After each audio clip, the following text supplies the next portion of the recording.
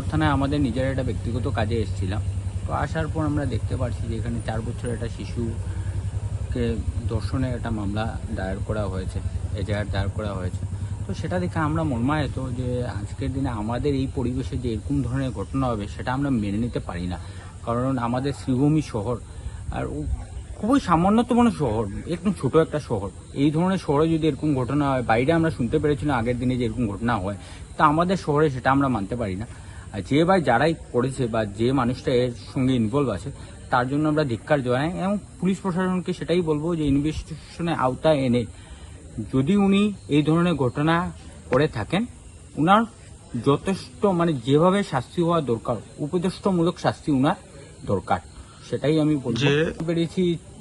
চিন্ময় দাস প্রকাশ something কিছু একটা নাম হবে, তার থেকে বেশি তো আমি কিছু জানতে পারিনি। বাকি তো পুলিশ প্রশাসন আছে, আমাদের প্ৰশাসনৰ শ্ৰীভূমিতেই হয়েছে।